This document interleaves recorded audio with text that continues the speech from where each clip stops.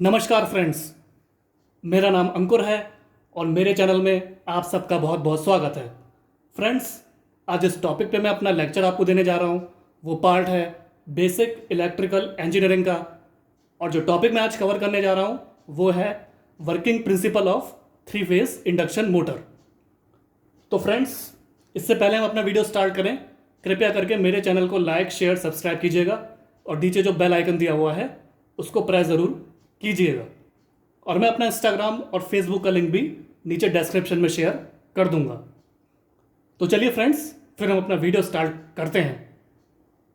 Friends, जैसा कि आप जानते हैं, थ्री फेस इंडक्शन मोटर हमारी बेसिक इलेक्ट्रिकल इंजीनियरिंग का एक बहुत ही इंपॉर्टेंट टॉपिक है, जिससे रिलेटेड क्वेश्चंस इंजीनियरिंग के एग्जाम्स में पूछे ही जाते हैं।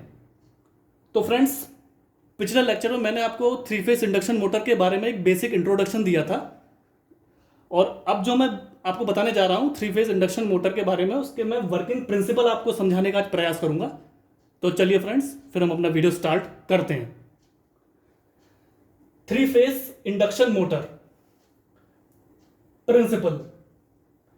Three phase induction motor works on the principle of mutual induction. Friends, जो थ्री फेज इंडक्शन मोटर है बेसिकली वो वर्क करता है म्यूचुअल इंडक्शन के प्रिंसिपल पर। That's why these motors are also called induction motors. इसी वजह से इन मोटर्स को हम इंडक्शन मोटर भी कहते हैं। When three phase supply is given to the stator of three phase induction motor, then a rotating magnetic field यानी RMF is produced in the air gap. जब हम थ्री फेज सप्लाई देते हैं three phase induction motor के stator को, तो क्या होता है फ्रेंड्स कि एक रोटेटिंग मैग्नेटिक फील्ड यानी RMF जनरेट हो जाता है, वो प्रोड्यूस होता है एयर गैप के अंदर। This RMF will run at synchronous speed. ये जो रोटेटिंग मैग्नेटिक फील्ड है यानी RMF है, ये अपने एक सिंक्रोनस स्पीड पर रन करेगा। The synchronous speed of RMF is given by NS is equal to 120F by P। NS is equal to 120F by P, where NS is the synchronous speed, F is the supply frequency, P is the number of poles. Friends, आप figure में भी देख सकते हैं, यहाँ पे three phase supply दी गई है, ये आपका शाफ्ट हो गया, अंदर ये आपका रोटेटिंग मैग्नेटिक फील्ड यानी RMF हो गया, उसकी वजह से आपका एक एयर गैप जनरेट हुआ। ऊपर ये आपका फ्रेम हो गया, ये आपका स्टेटर है, यहाँ पे आपका स्लॉट हो गया, ये आपका आर्मेचर कंडक्टर, ये आपका टीथ हो गया, इधर आपका रोटर हो गया, ये आपका रोटर कंडक्टर, और नीचे जो आपका है ये है शॉर्ट सर्किटिंग रिंग। फ्रेंड्स, अब कुछ चीजें नोट करने की है यहाँ पे। Note, RMF produce due to three phase supply because in three phase all phases are displaced by 120 degree. Friends, जो RMF प्रोड्यूस होता है यानी रोटेटिंग मैग्नेटिक फील्ड जो प्रोड्यूस होता है थ्री फेज सप्लाई के द्वारा, क्योंकि थ्री फेज में क्या होता है फ्रेंड्स कि जो सारे फेसेस होते हैं वो 120 डिग्री के एंगल पे आपस में डिस्प्लेस रहते हैं। मीन्स टू से RMF प्रोड्यूस हुआ थ्री फेज सप्लाई के द्वारा, क्योंकि थ्री फेज में क्या होता है जितने भी फेसेस होते हैं वो आपस में 120 डिग्री के एंगल पे डिस्प्लेस रहते हैं। Now the RMF will link to the rotor circuit and EMF will be induced in the rotor circuit। अब चूंकि क्या होगा फ्रेंड्स कि RMF जो होगा वो एक रोटर सर्किट की तरफ लिंक हो जाएगा, उसकी वजह से EMF इंड्यूस हो जाएगा रोटर सर्किट के अंदर। मींस RMF लिंक करेगा रोटर सर्किट में, जिसकी वजह से EMF इंड्यूस हो जाएगा रोटर सर्किट के अंदर। Since rotor is short circuited, hence current will flow in the rotor circuit.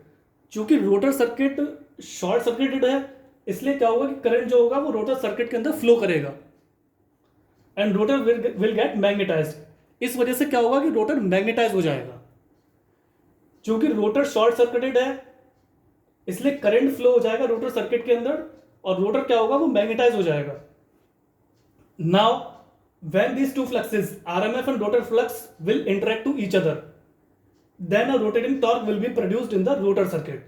अब क्या होगा फ्रेंड्स कि जब ये दो फ्लक्सेस यानी RMF और रोटर फ्लक्स जब आपस में इंटरेक्ट करेंगे तो एक रोटेटिंग टॉर्क प्रोड्यूस हो जाएगा रोटर सर्किट के अंदर, and rotor will run in the same direction of RMF। फिर क्या होगा फ्रेंड्स कि जो रोटर होगा वो RMF की सेम डायरेक्शन में रन करना शुरू कर देगा, but less than the synchronous speed NS। बस परंतु जो उसकी स्पीड होगी वो सिंक्रोनस स्पीड से कम रह जाएगी।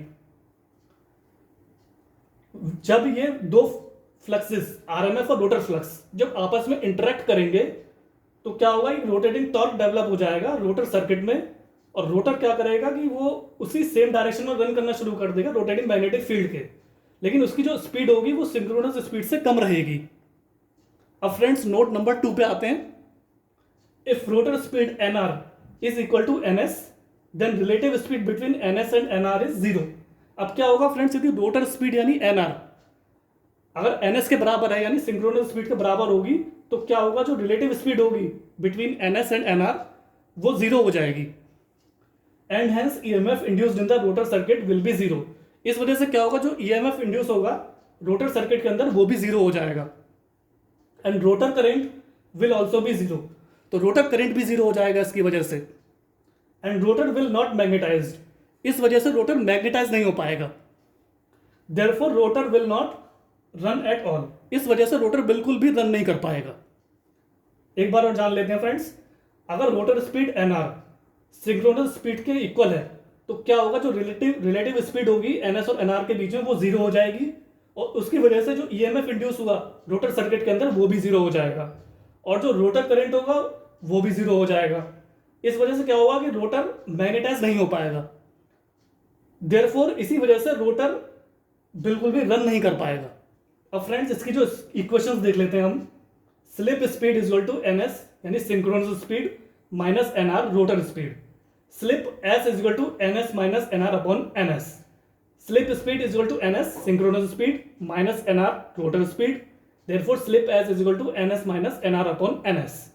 फिगर मैंने आपको फ्रेंड्स शुरू में अभी बता दी थी, मैं आपको एक बार और बता देता हूँ। यह हमने 3 फेज सप्लाई दी है, ये आपका शाफ्ट हो गया, अंदर आपका ये रोटेटिंग मैग्नेटिक फील्ड यानी आरएमएफ हो गया, और ये एयर गैप हो गया।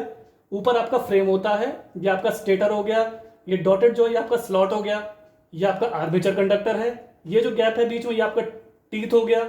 इधर आपका ये जो 2 सर्किल हैं ये आपके रोटर कहलाते हैं, और ये आपका रोटर कंडक्टर कहलाएगा। और नीचे जो होता है ये जो इसको हम शॉर्ट सर्किटिंग रिंग कहते हैं।